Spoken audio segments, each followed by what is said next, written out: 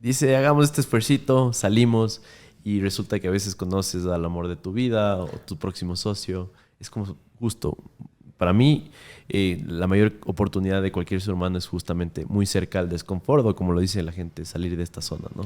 Yo creo que la zona de confort es una zona de peligro. Yo la Sí, llamo en inglés comfort zone, es igual en mi cerebro a danger zone. Peligro, zona de peligro. sí, completamente. Ahí es donde te estancas. Te ¿Qué? limita, te apaga. Sí, qué interesante. A ver, yo siento que a veces la rutina nos deja ahí, pero no. Es un poco fácil decirlo como, sal de tu zona, pero eh, no sé, fisiológicamente siento que a veces estamos como medios diseñados para cumplir Pero hábitos, rutinas. Ajá, es parte, es Charlie. justo. También uno también tiene que, y te lo voy a contar luego porque te lo digo que también es parte. Es porque es en el momento en el que, por algún motivo, hay algo internamente, hay algo en tus emociones, hay algo en tu forma de pensar, hay algo en en tu malestar que te dice, chill. El problema radica en cuando son procesos muy largos de tiempo. Oh, tienes toda la razón. Claro, ahí es el problema. Mencionaste a Luis. ¿Mm? Luis, ¿ya lo conociste antes? ¿Cómo es que conoces a tu co-founder? Como te comentaba, lo conozco a mi co-founder con esta lista de los 10 hackers más relevantes del Ecuador. Ahí. Ahí estaba en esta lista, estaba Luis. Es con una de las personas con las que me siento a conversar. Y mi filosofía fue, ¿me puedo tomar una cerveza con esa persona? Si la respuesta es sí, mi lógica, if then do that, ok, vamos al siguiente paso. Y así fue. Y desde ahí hemos trabajado trabajamos 15 años, 16, casi 20 años, para serte sincero, con la anterior startup y la actual de Shipify, casi 16, 17 años juntos. ¿Qué filosofía crees que hay detrás de asociarte con alguien, detrás de esta capacidad que puedes para pegarte una cerveza con Esa alguien? es una pregunta difícil. Es una pregunta difícil porque ¿Crees que ya lo has deducido no. hasta ahora? El tiempo es una variable es una variable, no es una constante. Ok. Entonces, en el tiempo hay muchas cosas que cambian, y especialmente en los seres humanos. ¿Y por qué te lo digo esto? Quizás con un poco más de profundidad. Es porque quizás en el último año me he involucrado un tema más en tratar de entender las emociones y las personas, en tratar de entender por qué reaccionamos de cierta forma, por qué podemos compartir ciertas cosas. Y evolucionamos y cambiamos, ¿no? O sea, no existe una persona que sea desde el día uno igual. O sea, Completamente. todos cambiamos, tenemos motivaciones distintas, tenemos desafíos distintos, la vida nos pone problemas distintos, radica en cómo tú los resuelves. Pero creo que algo muy importante para mí siempre ha sido me puedo tomar una cerveza, esa persona, puedo tener una conversación de diferentes temas, de filosofía, temas muy geeks, que me encantan tener ese tipo de conversaciones, visiones distintas, principios, valores, temas difíciles también, ¿no? Temas difíciles como la política es un tema difícil. La religión. La religión es otro tema muy difícil. En donde están los extremos y en las diferencias de los extremos, no necesariamente yo tengo que pensar igual a ti. Claro. Sino tú tienes que respetar mi forma de pensar y yo respeto la tuya y chévere, eso nos va a llevar. Porque en cambio, si yo te quiero convencer sobre lo mío, te estoy tratando de imponer algo, ¿no? Claro, y ahí no se construye nada, Y por lo ahí- menos de ambas partes, ¿no? Yo creo que ahí no se construye, se destruye. Claro, porque es imponer, ¿no? Claro. Wow. De alguna u otra forma, para mí también es intrigante el cómo medir esta química. Cuando conversas con alguien y dices, wow, me cayó como muy bien, parece que es una persona confiable. Porque como tú mismo dijiste, al ser seres humanos tan cambiantes, tan emocionales, es en el 2024 incluso difícil de medir, ¿no? Luego de esta cerveza, ¿cómo mides esa Completamente. interacción? Es complejo. Es construcción. Yo digo, es una definición, Ale una vez me dijo, es una relación. Es como un matrimonio, pero sin sexo, en el que va a ser mucho más difícil, temas muchísimo más difíciles. Pero al final del día, la decisión, ¿cómo lo resuelves? Claro. Okay, entonces ahí también hay mucho conocimiento en ese sentido de construcción de sociedad. Buenísimo. Regresando a la línea del tiempo, ¿qué es lo que pasa después? Shipify Advance, Escapes with You. Tenemos en los últimos momentos ya de hacer el spin-off de esta compañía. Tenemos la oportunidad de empezar a trabajar con el Stanford Research Institute. El Stanford Research Institute está en Palo Alto, en San Francisco.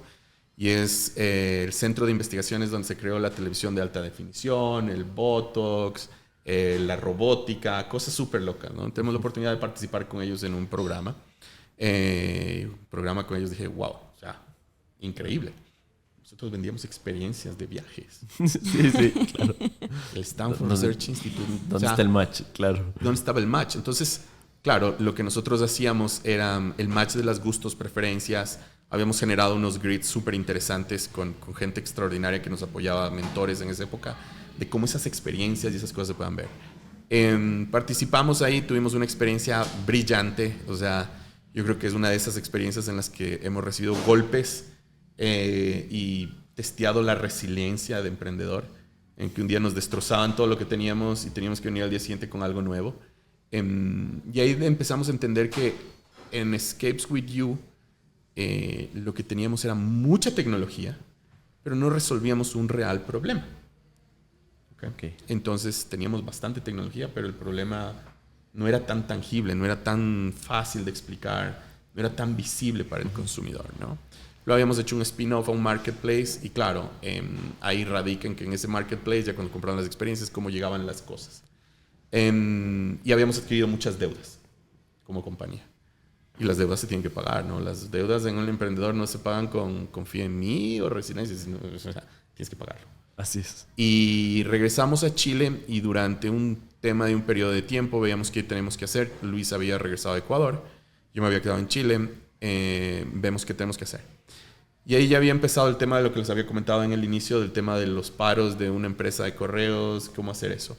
Y en una conversación súper profunda con Luis decimos, ¿qué tal si convertimos esto en un web service? La anterior compañía era Consumer, productos para el consumidor. ¿Cómo podemos rediseñar esto para que sea un producto que cualquier e-commerce lo adapte, lo incorpore y reciban sus productos? Entonces ahí viene el concepto de APIs, que son interfaces de computación que se permitan conectar en cualquier backend. Ok, hay algo interesante. Pero venía el de otro desafío. Y los autos y los vehículos. O sea, así no tenemos ni un solo auto ni un solo vehículo. Entonces, en esa época había leído el libro de The Race of Collaborative Consumption, si no me equivoco, el autor es Rachel Brosman. Hablaba de la economía colaborativa, ¿no? O sea, de cómo un modelo como Airbnb, como un marketplace como Amazon. Entonces, ya habían estos casos de éxito, correcto, ¿no? Correcto. Y uno de nuestros primeros pitches es un slide en el que Alibaba creó un marketplace sin ser dueña de productos. Amazon esto, Airbnb generó la cadena más grande de hoteles sin ser dueñas de un solo hotel. Sí. Y bueno, y otras dos más. Uber era la empresa más grande de logística. Estaba en la cúspide este pitch, entonces, ¿no? Ahí venía la parte, nosotros podemos generar la parte de economía colaborativa en los vehículos. Y para el frente. O sea, y ahora, de nuevo, la otra pregunta que tú me hiciste, ¿cómo la financiamos? Siempre ese sofisma, ¿no?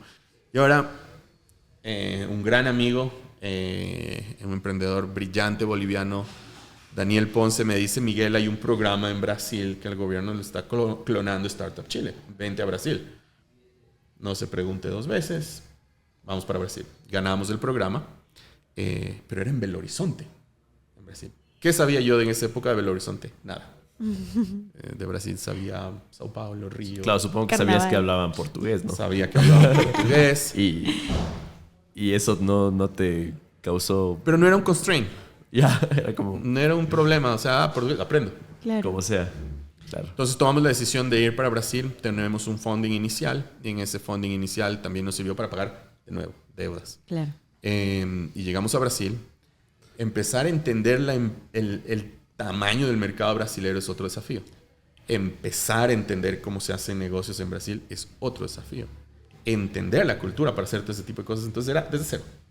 Claro, porque culturalmente, solo al hablar otro idioma, entiendo que Brasil, tú nos vas a contar un poco más, es como más parecido a Europa, o sea, es otro mundo, me explico. Es otro mundo. Brasil está en el mismo continente, pero por algo les dicen, o sea, no son como hispanohablantes, me explico, es otra cultura completamente Y es distinta. otro mercado, es otras costumbres, Sí, es otra sí. forma de hacer negocios. Entonces, claro, acelerar una compañía que querías hacer deliveries.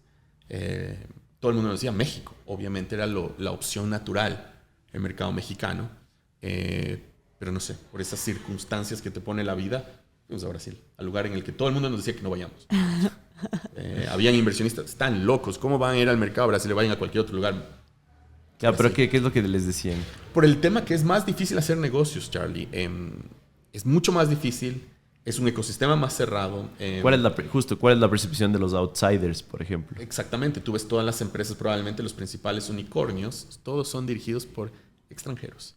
Entonces, eso existe una correlación ya después con más data, ¿no? Sí. Entonces, claro, ¿qué significa? Y ahí hay una palabra fantástica que yo amo en portugués que se llama fome. Y la palabra fome, la traducción es hambre.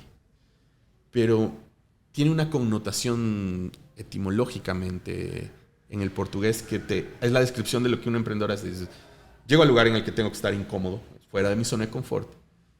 Tengo que hacer que esto camine. ¿Qué es lo que tengo que hacer? Ejecutar. Hacerlo. Entonces esa palabra siempre se me ha quedado grabada, que es una de las principales palabras que aprendí en portugués, que es esa fome del emprendedor extranjero que llega fuera de la zona de confort, a diferencia del emprendedor brasileño. Para el emprendedor brasileño probablemente Brasil es un mercado lo suficiente. Pero probablemente para el extranjero y que quiere conquistar el mundo, probablemente no.